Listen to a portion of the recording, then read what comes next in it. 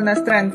Organizaciones de la sociedad civil como Más Igualdad Perú también expresaron su rechazo, así como 414 profesionales de la salud y 176 organizaciones de los derechos humanos, quienes presentaron una carta al ministerio en la cual le solicitaron dar marcha atrás con la legislación.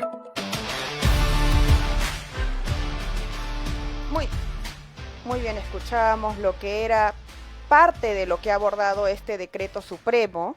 Y vamos a estar en unos minutos más con especialistas que nos van a comentar acerca de este decreto supremo y acerca de la condición de la transexualidad. Pero mientras acerca de este tema vamos a conversar porque ya hemos conocido con anterioridad, más o menos ha sido esta explosión el año 2016-2017, cuando se comenzó una propaganda en nuestro país con el tema de la orientación sexual y la identidad de género.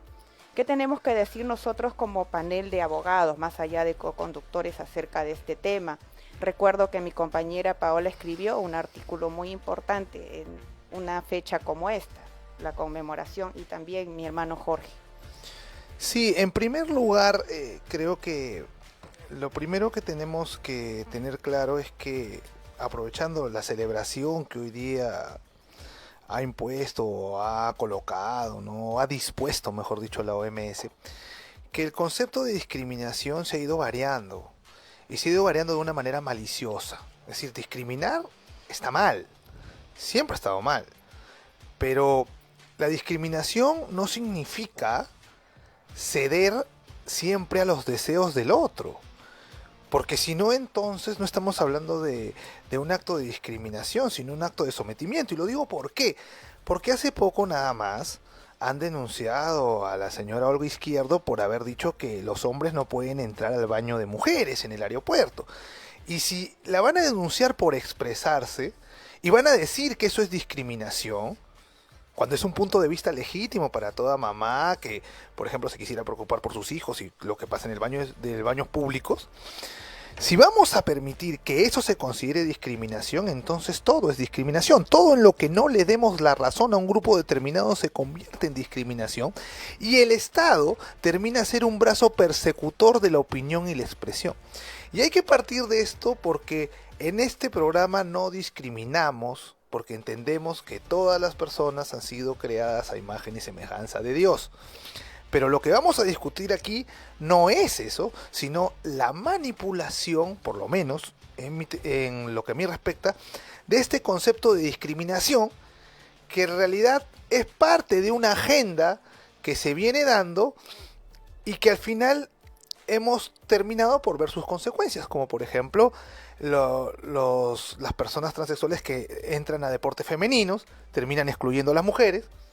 Esto a partir de disposiciones del Comité Olímpico Internacional. Al final, por ejemplo, la Federación Internacional de Natación tuvo que sacar todo un marco de elegibilidad sustentando que habían diferencias físicas muy evidentes entre hombres y mujeres que al final les daban una ventaja a los hombres sobre las mujeres. Entonces, ¿por qué tenemos que llegar a ese punto? ¿Por qué hemos tenido que llegar a algo que ya sabemos, que ya se sabía, que el sentido común te lo decía, que habían estudios que te lo decían, pero sin embargo tuvimos que generar un problema y excluir a las mujeres de sus campos porque hombres que se autoperciben mujeres querían entrar a esos campos? Entonces, el tema es ver eso, ver esa realidad, porque esa es la realidad que al final se ha ido concretando en normas jurídicas que tratan de, con el pretexto de no discriminar, imponer una postura particular de la sexualidad humana. Muy de acuerdo contigo, Jorge. Solamente quería acotar de que es verdad, nosotros no estamos discriminando a nadie, simplemente que si se trata de luchar por los derechos de la mujer o por lograr que la mujer conquiste, digamos, los espacios públicos, esto es contrario porque el hombre que se identifica o se autopercibe como mujer resta más bien espacios a la misma. Paulita, por favor. Sí, así es. Y como indicaba Isabel, hace unos cuantos años escribí un artículo justamente porque llamaba la atención que como en las redes del Ministerio de la Mujer se saludaba por este día, ¿no? Día Internacional contra la homofobia, transfobia y la bifobia, celebrando así como el 17 de mayo de 1990 la OMS decide desclasificar a estas patologías de la Clasificación Internacional de Enfermedades, la CIE, ¿no? Y lo que realmente ahora he estado revisando es que en la página del Ministerio de la Mujer no la han saludado como en otros años, por lo menos hay que felicitar eso. Ni la ¿no? Defensoría. Pero en aquellos, ni la Defensoría, así es, pero en aquellas oportunidades yo cuestionaba el hecho de que si es que el Ministerio de la Mujer, para realizar esa felicitación, conmemoración, ¿no?, por ese Día Internacional contra la Homofobia, Transfobia y Bifobia, habría consultado con el Ministerio de Salud, que es el ente rector sobre las políticas de salud, efectivamente. ¿Por qué es que están saludando y celebrando una fobia, una enfermedad? Otra cosa más. ¿No? Entonces, porque claro, acá está dentro, catalogado, o sea, no podemos nosotros taparnos los ojos y decir, no, que no. Definitivamente el Ministerio de Salud también estaba en la misma línea y también, lamentablemente, hemos estado viendo gestiones tras gestiones que han estado celebrando este Día Internacional de la Homofobia. Pero... Paola, una pregunta. ¿La homofobia, la transfobia, la bifobia son conceptos que se encuentran en la legislación peruana como para que el Ministerio de la Mujer tampoco salude algo y lo así? peor aún, chicos, lo peor aún, sino que no figura en los buscadores de literatura médica más utilizados la palabra homofobia. Es un término político, entonces. Tampoco Así aparecen es. libros psiquiátricos o de semiología o psicopatología. No está considerado tampoco en el Manual Estadístico Diagnóstico de los Trastornos Mentales, el DSM, ¿no? Entonces, ¿qué cosa celebró el MINP en aquellos años anteriores o en qué están celebrando las organizaciones feministas? Porque ya hemos visto sus publicaciones del día de hoy a nivel mundial, ¿no?, que vienen celebrando. O sea, nosotros... Está celebrando que tienen copados los ministerios. Están Eso es en realidad lo que están efectivamente. haciendo. O sea, Es un tampoco hay que milagro, resumirlo bien. Un milagro que el Ministerio de la Mujer y que también la Defensoría del Pueblo no haya publicado, porque también lo verifiqué muy temprano y me di cuenta gratamente que no había ninguna publicación acerca de esta fecha, que además no es una fecha oficial por ley ni nada que el Estado deba conmemorar. Y como dice Paola, es muy cierto, esto de la fobia es un concepto político, es además pertinente a lo psiquiátrico, las fobias, y no hay ningún concepto, como ella dice, dentro de los manuales médicos que la homofobia o transfobia o bifobia exista. Mira, realmente. por ejemplo, cuando alguien se postula o dice, por ejemplo, postula que los hombres no deben participar en deportes femeninos, le llaman transfóbico.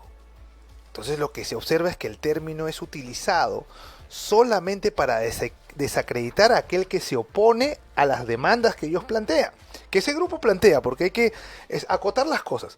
Lo otro, y que creo que ya va en orden al tema, aterrizando el tema, mi pregunta para la mesa es, ¿la ciencia se rige por un criterio o un principio de autoridad? Es decir, ¿la verdad científica se sustenta en el principio de autoridad? ¿Qué quiere decir eso? Me explico. Porque la OMS lo dice, ya nadie puede investigar el tema en otro sentido que aquel que la OMS lo ha decidido. Porque según tuve una conversación con alguien en un chat respecto de esto, me dijo que la CIE 10, al estar desactualizada, ya no corresponde, sino que corresponde la CIE 11. Y la CIE 11 trataba este tema ya no como una patología, pero sí como una situación o condición que requiere ser reafirmada. Y ahí está la pregunta, ¿requiere ser reafirmada? Quiere decir que ya no estamos hablando de términos netamente científicos, sino de decir valóricos. Es decir, esto no se requiere tratar, sino afirmar. Te prohíbo, o les prohíbo a todos los países, atreverse a investigar sobre este tema en otro sentido que en el cual yo lo he dicho, que es reafirmar la condición. Y esto a mí me trae un problema de derechos humanos, y se los dejo a ustedes para que comenten. Hay personas que no desean tener esa atracción, ese sentimiento, esa situación. Uno de ellos ha sido Juan Carlos Mizuaray, que en paz descanse, que inclusive abandonó, gracias a Dios, esa condición. Entonces queda demostrado que es una condición que es reversible.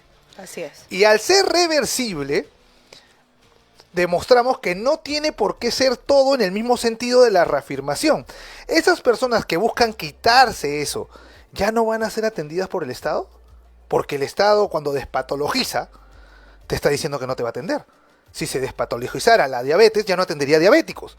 Si se elimina los resfríos o no sé, pues cualquier enfermedad se elimina, ya el Estado ya no la atiende. Entonces esas personas que no quieren esa atracción, ¿a dónde van a ir? Y ese es el punto. Si vamos a hablar de la autonomía, de la voluntad, como alguna gente me menciona cada rato, y me menciona cada rato que habla de Ana Estrada, la autonomía y la voluntad para matarse, entonces yo digo la autonomía de la voluntad también de aquel que no desea ese sentimiento y tiene todo el derecho de buscar ayuda para revertirlo, quitarlo, no sé los términos médicos, pero creo que me he dejado entender. Así es, las ONG feministas han saltado sobre todo por las terapias de reconversión. O sea, el poder hablar de terapias significa que una persona, tal como lo has mencionado, tiene el deseo de no tener esa condición, esa atracción, y recurre al Estado o a los profesionales para que pueda librarse de esa atracción que considera inadecuada, ¿no? Pero has dicho algo muy importante, que es que se ha eliminado, por ejemplo, la homosexualidad de la lista de clasificación internacional de enfermedades en 1990 por consenso. O sea, ni siquiera había un estudio científico, como tú dices, se está desplazando a la ciencia, porque este consenso ha sido político para retirar a la homosexualidad de la clasificación internacional de enfermedades.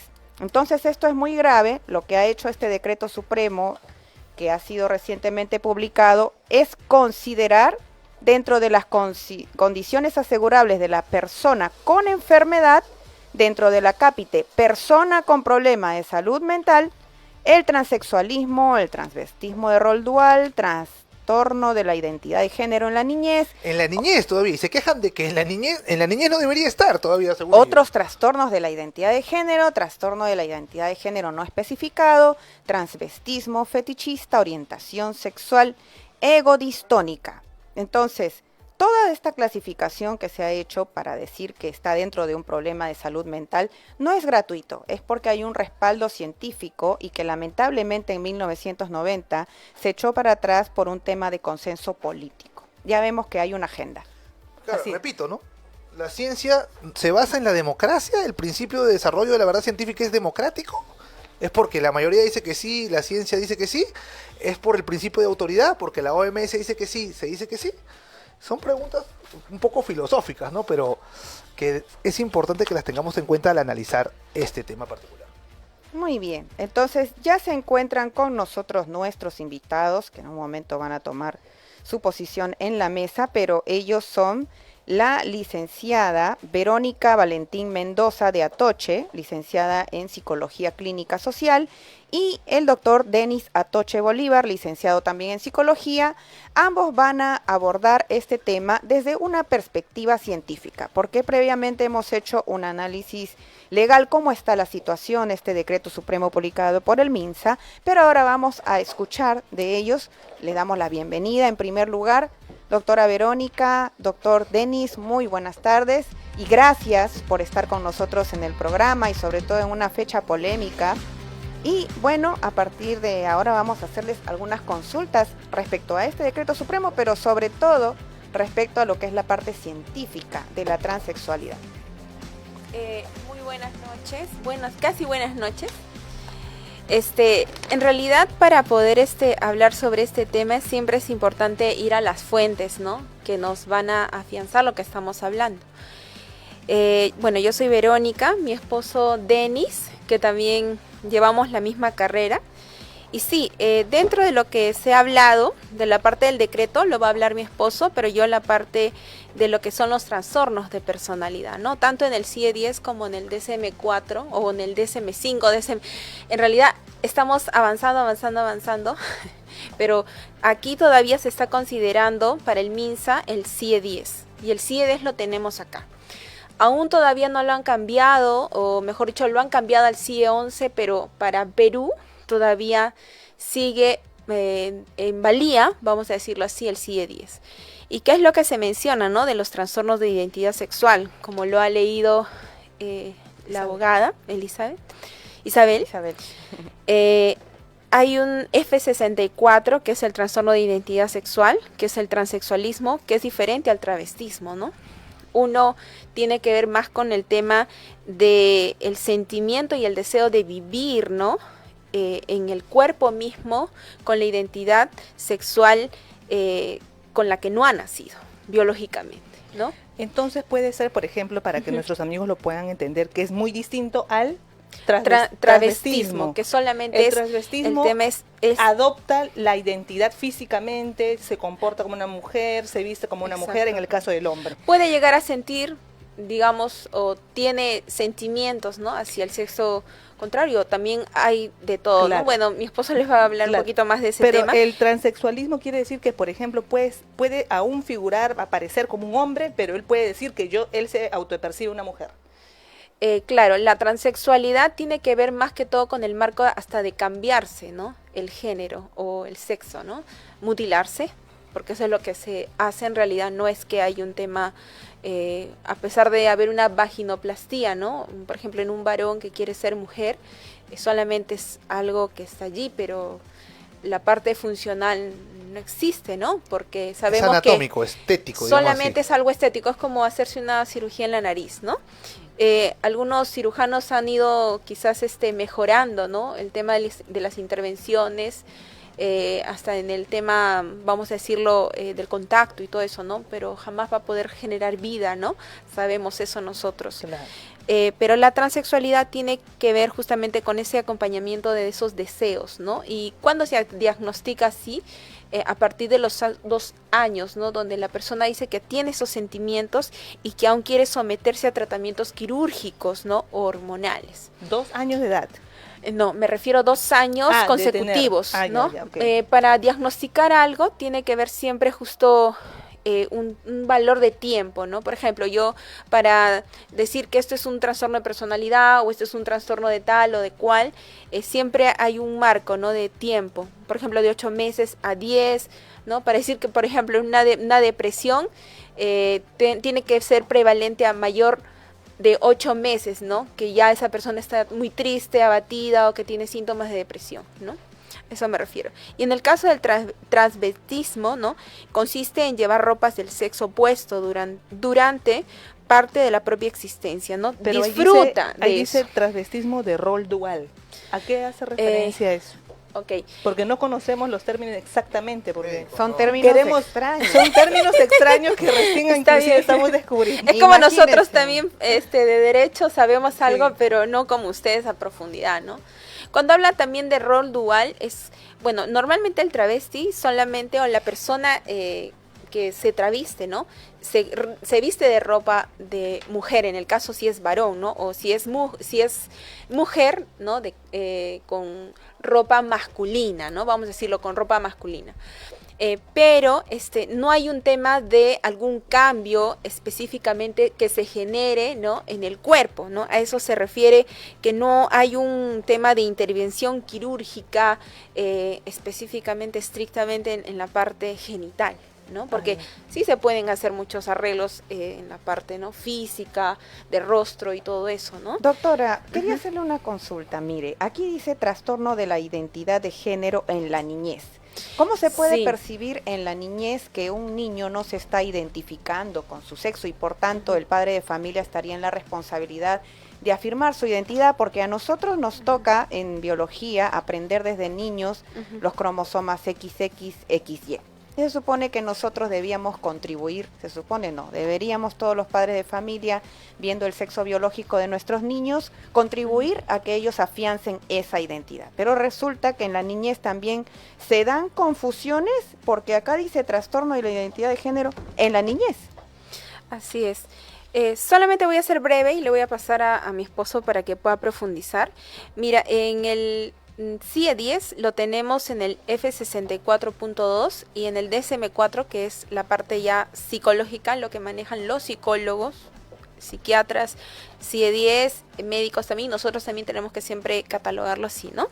Pero nosotros hablamos, cuando se hable de disforia de género, o mejor dicho, de trastorno de la identidad sexual en la infancia, tiene que ver con la manifestación durante la primera infancia, ¿no? Primera infancia hablamos de no solamente del 0 a 2, ¿verdad? Sino de 2 para más, de 3, 4, 5 hasta 10 años, y luego que ya viene la pubertad. Algunos doctores mencionan de que la pubertad ya no es a los 11, 12 años, ahora es menos, por el tema de que los niños están en las redes sociales, tienen más información y también hay mucho más que de ellos, ¿no? De información para cuando un niño era del 80, un niño del 80 no es igual que un niño de esta época, ¿no? Pero se menciona, ¿no? Dice, está caracterizado por un malestar intenso y persistente debido al sexo propio, junto al deseo o insistencia de pertenecer al sexo opuesto. Hay una preocupación constante con el vestido, las actividades del sexo opuesto, un rechazo hacia el propio sexo. Se cree que estos trastornos son relativamente raros y no deben confundirse con la falta de conformidad con el papel sexual socialmente aceptado, que es mucho más frecuente. Este diagnóstico del trastorno de la identidad sexual en la infancia requiere una profunda alteración en el sentimiento normal de masculinidad o feminidad. No es suficiente la simple masculinización de los hábitos de las chicas o afeminamiento en los chicos. El diagnóstico no puede realizarse cuando el individuo ha alcanzado la pubertad. Debido a que el trastorno de identidad sexual en la infancia tiene muchos rasgos en común con otros trastornos de la identidad de esta sección, se ha considerado más bien conveniente clasificarlo como un F64, ¿no? En lugar de un F90 o un F98. Cuando se habla de esto, se habla de algo muy delicado. Yo no puedo decir que un niño que está confundido en la primera etapa de la infancia, en el futuro vaya a ser transexual o vaya a ser travesti, ¿verdad? Porque quizás puede estar pasando por alguna situación en ese momento, porque sabemos que los niños interpretan el rol de acuerdo a cómo ven en el hogar. Si hay un hogar caótico, tóxico, si hay un hogar donde quizás todo está en desorden, los niños van a poder de alguna forma desplazar eso, ¿no?, a su interior. Entonces, yo pienso que es algo muy delicado. No podemos diagnosticar así como en otros países también se hace, y también yo sé que acá se está empezando a hacer, y decir que este niño en el futuro tenga que ser transexual, ¿no? Yo creo que ahí no vamos a tocar el tema, pero sí le voy a dar el paso a mi esposo para que pueda No, pero mencionar. es importante porque el CIE 11, según lo que mostraron ayer o lo que me dijeron ayer, Ajá. es que uno cuando ya ve un tema de transexualidad, ya debe ir a atender para reafirmar. Y entonces, eso es lo que me dijeron ayer y lo que me mostraron en un tema del CIE 11. Entonces yo digo, la ciencia, ustedes que son científicos, porque han estudiado temas científicos, para estudiar la carrera de psiquiatría hay que tener bases científicas, la ciencia se mueve por un principio de autoridad. Es decir, oye, ¿sabes qué? Yo soy la OMS, ya decreté que esto se ve así y tú ya no puedes investigar nada en contra. ¿Así es como la ciencia se mueve en base a ese principio, o la verdad científica tiene otros principios por los cuales se maneja? Es importante porque la gente a veces cree eso. O sea, entre ustedes que son profesionales y ven esto en el día a día, eso no se discute porque ya se sobreentiende. Pero la gente cree que si la OMS dice algo, está siempre basado en la ciencia y que la ciencia se maneja así. ¿Es así como se maneja la verdad científica en estos temas? Si nos Estimado pueden doctor. responder después de la pausa, nos vamos a una breve pausa. Regresamos, Gracias. amigos. Estamos presentando No Negociable. Un programa de análisis jurídico y político sobre temas de interés nacional. No negociable. Con Paola Martínez Jorge de Lama. e Isabel Soto. Aquí te brindamos información sin filtros ni compromisos, porque en No Negociable la verdad no está a la venta. Sabemos lo que te preocupa y lo analizamos desde un enfoque legal y también cristocéntrico. Sintonízanos todos los lunes y viernes a partir de las 5:30 de la tarde. Solo por Betel. Te acompaña. En San Ignacio, Cajamarca, tierra del café y la miel de abeja. Sintonízanos en los 89.9 FM. Hola, soy Alejandro Muñante, congresista de la República y conductor del programa Cuestión Previa. un programa de análisis político sobre la realidad nacional que otros medios no te dicen y un espacio para escuchar la voz de todos nuestros ciudadanos. Envía tus denuncias, preguntas, sugerencias u opiniones al WhatsApp 947-246-545 o llámanos a los números 613-1701 101 o al 613-1709. Sintonízanos de lunes a viernes a partir de las 8:30 de la mañana. Cuestión previa por Betel Radio 100.1 FM. Te acompaña. En Betel nos preocupamos por llevarte la mejor información. Actual, veraz y de interés nacional e internacional. Hora Punta, el programa que te mantiene conectado. Sintonízalo de lunes a viernes a las 10 de la mañana. Hora Punta, con Fabricio Escajadillo en los 100.1 FM. Betel te acompaña. En Pedro Ruiz Gallo, Pueblo Agrícola, sintonízanos en los 92.3 FM.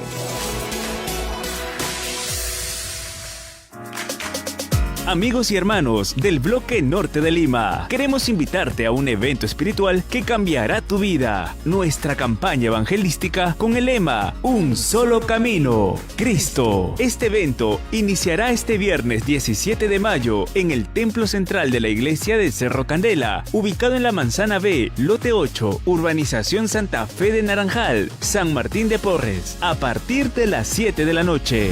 Y luego continuará el sábado 18 en el Estadio Fútbol Club, referencia Avenida Cantolao Chuquitanta, con la Avenida Paramonga, donde contaremos con una gran campaña de salud gratuita a partir de las 9 de la mañana. También a las 4 de la tarde contaremos con un evento infantil para todos los niños. No pierdas esta oportunidad de tener un encuentro con tu creador. Tú y toda tu familia están cordialmente invitados. Los esperamos. Sintoniza tu programa A Solas con Dios, tu espacio de oración diario. Confía en las promesas de Dios y recuerda que Él escucha cada oración. Déjate liberar de toda duda y temor con la ayuda de la palabra de Dios. De lunes a viernes a las 7:30 de la mañana. No faltes a esta cita especial. Betel te acompaña. Continuamos con No Negociable. Hola amigos, regresamos nuevamente con su programa No Negociable y nos estamos tratando el tema de la transexualidad. ¿Es una enfermedad? Y tenemos aquí dos autores invitados que han venido a absolvernos unas dudas que inclusive acá en la pausa nos han asaltado estas mismas, ¿no?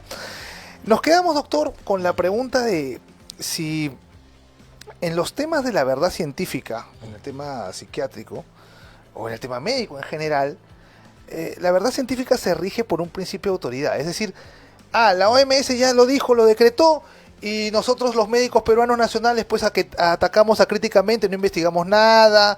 Si ellos dicen que eso no es una enfermedad y que está bien, ya no investigamos nada, nos quedamos así.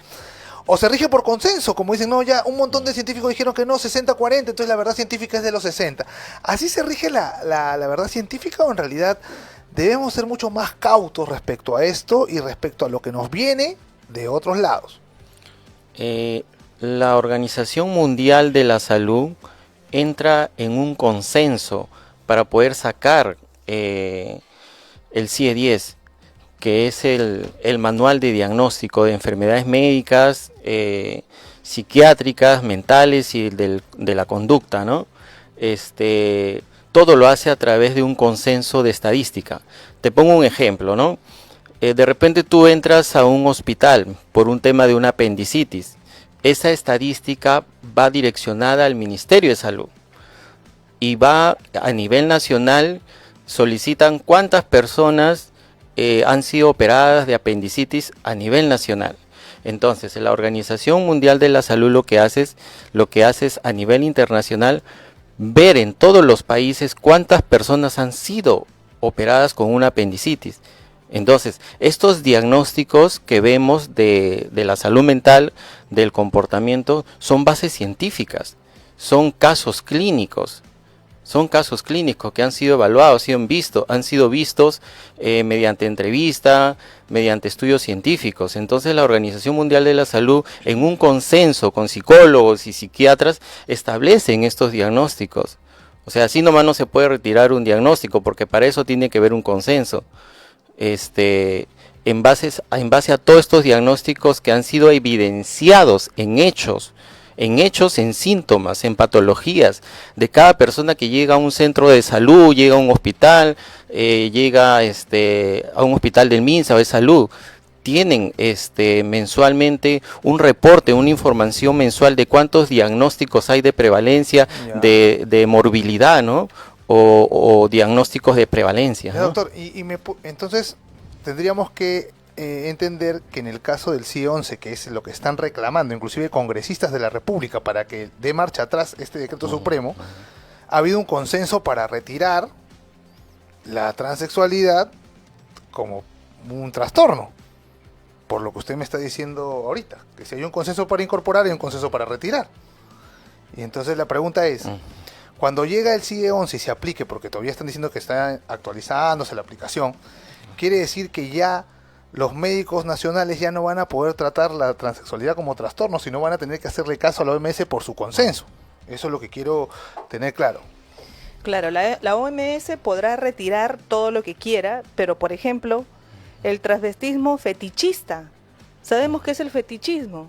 Una persona que está con una orientación distinta, más el fetichismo por, digamos, fluidos líquidos o por ropas interiores o detrás de una ropa de un menor de edad. ¿Acaso eso no es una enfermedad? ¿Cómo los congresistas, específicamente el congresista Cabero, puede estar solicitando que se aplique más bien el otro manual y está cuestionando esta disposición del Ministerio de Salud? El día de hoy o el día de ayer ha sido intervenido un hombre vestido de niña en un colegio en Trujillo. Casos como estos se vienen replicando constantemente, no solamente este año, sino el año pasado también. Inclusive, Jorge, tú tienes un caso de un hombre que estuvo mirando a un niño en el baño de un centro comercial. De centro comercial en Miraflores, ¿no? En Miraflores. Entonces, estos casos, ¿qué podemos decirle? Que son personas comunes y corrientes, que son personas que pueden estar por ahí alegre por la vida, sin ningún control, porque en la mayoría de casos ellos tienen antecedentes por tocamientos, por violación sexual. Tenemos el caso del asesor de la congresista Susel Paredes, que ha sido condenado a cadena perpetua. ¿Y cómo nosotros, por un abuso sexual a dos menores? ¿Cómo podemos decir qué es la orientación sexual egodistónica? ¿Qué es el trastorno de la identidad de género no especificado? O sea, soy de género fluido. Un día fluyo como hombre, como mujer, como perro, como vaca. Señores, por favor, pensemos un poco más si estamos desde el Congreso de la República, esos congresistas que están apoyando, que se cambie esto, que el Ministerio de Salud cambie esto. Pensemos un poco más en la salud mental, que es uno de los problemas que tenemos ya desde hace varios años. Bueno, al menos el congresista no debe pedirlo, eso debe verse con los médicos, ¿cierto? Así es, la presión política no debe influir aquí en una decisión de expertos científicos y médicos que tienen que determinar finalmente qué desorden en la salud mental tienen. Y debemos regresar sobre todo al sentido común, porque ya en la biología se nos enseña el XY, que lo recalco porque es lo que dice la ciencia, y no se discrimina a nadie por el tipo de gusto o de preferencia que tenga, pero ciertamente esto confunde incluso a los adultos. Imagínense lo que sería para un niño estudiar estas clasificaciones de personalidad. Si es que no fueran enfermedades, tendrían que aprender qué cosa es un travesti de rol dual, un transexual de identidad de género, un transvestismo fetichista, y todos estos conceptos que realmente son ideológicos. Ahora, en el Congreso de la República se archivó en el periodo pasado un proyecto de ley que lo que quería hacer era evitar que pudieran darse las terapias de reconversión, o sea, lo que decía mi colega en un inicio. ¿Qué pasa cuando una persona no se identifica con su sexo? Porque la autohomofobia, eso sí, no existe. Aunque si seguimos esa línea de lo ideológico, debería existir el rechazo de una persona a su propia identidad biológica.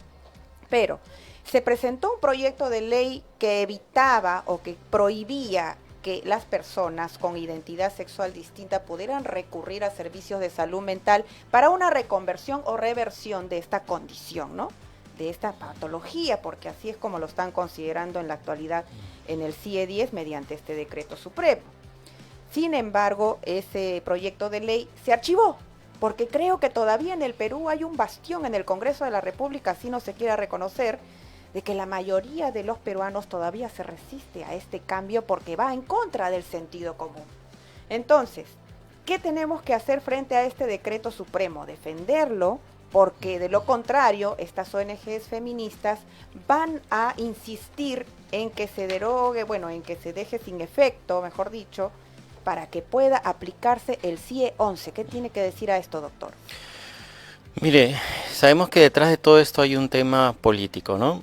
Igual cuando retiraron del CIE 10 el diagnóstico de la homosexualidad, hubo una presión política por un grupo en Estados Unidos de homosexuales que se presentaron a la asamblea donde los psicólogos y psiquiatras estaban evaluando el CIE 10 y ellos presionaron para que se retirara este diagnóstico de la homosexualidad, ¿no?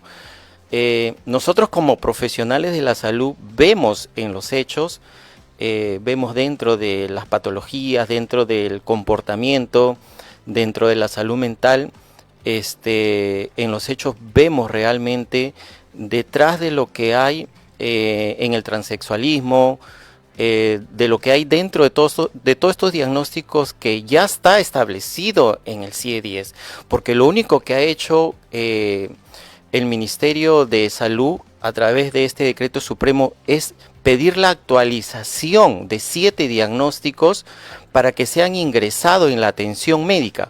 O sea, ¿qué significa? De que una persona transexual cuando llega a la consulta, si presenta un tema de depresión, ansiedad, se le pone en la anamnesis, en la historia clínica, que tiene esta sintomatología, pero también se tiene que poner que tiene un diagnóstico de transexualismo. Entonces eso es lo que ellos están oponiéndose, a que no pongan estos diagnósticos que ya están establecidos desde hace años en el CIE 10. O sea, no es algo que el MINSA lo haya establecido, no es algo que el MINSA lo haya puesto, no, esto ya viene desde la OMS, el CIE 10 son diagnósticos, como lo vuelvo a decir, que son casos clínicos, y lo que está pidiendo este decreto supremo a través de la presidenta es que se declare los diagnósticos dentro de los casos clínicos, que los profesionales de la salud pongan estos diagnósticos dentro de las atenciones. ¿Por qué? Porque muchos transexuales van a través del Ministerio de Salud a recibir sus tratamientos antirretrovirales, hormonización, entonces se les tiene que poner este diagnóstico, ¿no? Porque uno en la consulta, uno está observando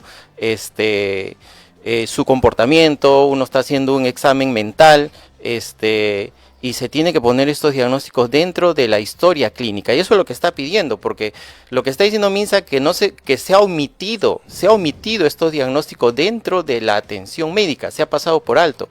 Entonces, dentro de la estadística, lo que está diciendo el Ministerio de Salud, que se incluya estos diagnósticos que ya vienen desde hace años establecidos en el DMS y en el CIE 10. Doctor, una consulta. Cuando un transexual va al MINSA, imaginemos un transexual que no quiere sentirse así, ¿el MINSA lo ayuda a dejar esta situación o solo lo orienta a que se confirme? Porque, ojo, yo he revisado algunos estudios sobre la transexualidad y la culpa se le echan siempre a la sociedad. En Estados Unidos y en Canadá, varios, que están publicados en revistas indexadas y revisadas por pares.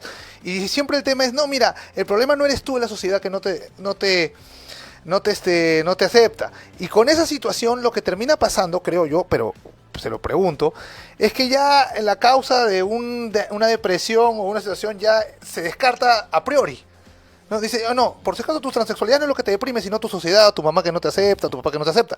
Entonces la pregunta es, el MINSA, cuando los psiquiatras, los encargados, los especialistas tratan a un transexual, reciben también, digamos así, trabajan en qué sentidos? En ambos sentidos, en el que no quiere la transexualidad lo ayudamos, o solamente en el sentido de ir reafirmando y confirmando lo que él siente, así le sea perjudicial o le cause problemas. Es que en la realidad de los hechos, un transexual a la consulta no viene solicitando en querer dejar el transexualismo. Un transexual viene a la consulta, lo vemos en el Ministerio de Salud, porque viene por un tratamiento antirretroviral, viene a recibir su medicación porque está con una enfermedad de transmisión sexual, puede estar con una sífilis, una enfermedad venérea, con VIH, viene a recibir un tratamiento antirretroviral. Aparte de eso, puede venir con un diagnóstico de una depresión, una ansiedad, un estrés. Entonces se le trata en sí la sintomatología, se le trata la patología que está padeciendo en ese instante, ¿no? Ya en la parte médica o en la parte psicológica o mental. Pero no es que un transexual venga diciendo yo quiero dejar este estilo de vida, yo estoy cansado de este estilo de vida. No. Y sí, es muy cierto lo que usted refiere de que todo lo focalizan al tema social, que la sociedad tiene la culpa de que ellos hayan elegido ese estilo de vida, pero no es así, es una forma de justificarse. Es una forma de justificarse porque nadie puede obligar a un transexual, por ejemplo, a que se prostituya, o nadie puede obligar a un transexual que vaya y se acueste con una persona sin saber o no, que pueda tener cualquier enfermedad, una sífilis o un VIH, una enfermedad venérea. No, es una decisión propia de cada uno. Y uno no puede acusar a la sociedad que es responsable de sus actos, porque cada uno es consciente de la toma de su decisión y sus actos. Yo no puedo responsabilizar el día de mañana si yo le engaño a mi esposa, decir que la sociedad tiene la culpa. No, yo soy consciente de mis actos, yo soy consciente de lo que hago y de lo que decido. Entonces, un ser humano, un transexual, un hombre, una mujer es consciente de sus actos y de las consecuencias que van a venir de ellos, ¿no? La sociedad no es un ente vivo que te agarra y te coloca, porque esa es la retórica, ¿no? Entonces... Sí, doctor, sí, solamente un tema, es fácil de todos, cualquiera puede ingresar a la estadística del Instituto Nacional de Estadística e Informática, INEI, y poder advertir que la información de enfermedades de transmisión sexual, específicamente VIH y SIDA, tienen una correlación altísima en la población varonil. No estamos hablando de la población de mujeres, sino solamente de hombres. De allí un dato nada más que se puede obtener en decir que dentro de la comunidad LGTBI hay un alto índice de contagio de enfermedades de transmisión sexual.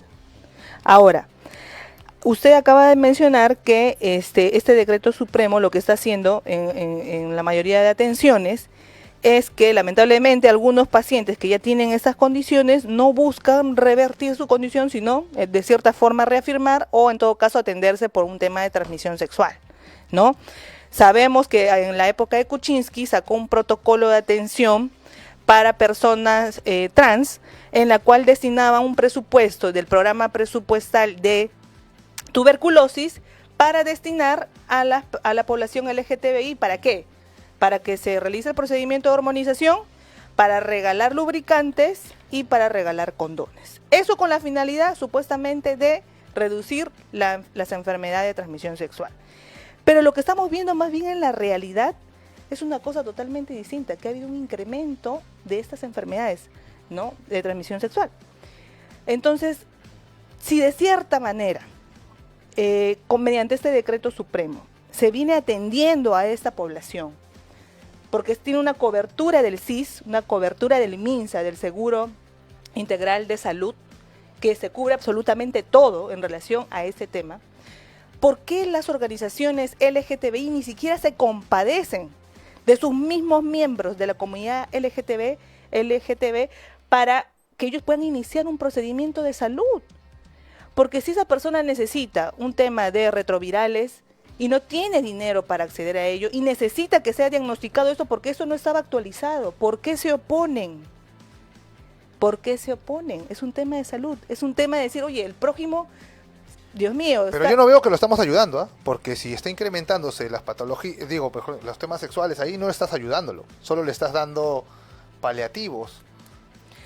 Paliativos, definitivamente, ¿no? Pero personas que tienen una enfermedad de transmisión sexual. Muy importante los datos SIDA, definitivamente, que ha ofrecido Paola acerca del INEI, porque realmente hemos visto que las ONG feministas siempre se enfocan en promover la identidad sexual de género, etcétera, pero no se enfocan en lo que realmente son los problemas públicos de salud, y que en ese sentido iba también el pronunciamiento del MINSA, cuando decía de que en realidad, aunque ellos tienen su opinión particular, que dicen que no lo consideran una patología, pero que lo que están haciendo a través de este decreto supremo es garantizar la salud. Ahora, nosotros ya hemos expresado una posición particular respecto a esto. Una persona que no se identifica con su sexo y que además sufre de depresión, sufre de enfermedades de transmisión sexual, es una persona que merece atenderse, más allá de la opinión que tengamos, pero es un amor al prójimo de que el Estado se ocupe de estas personas que las mismas ONGs abandonan porque las promueven mucho,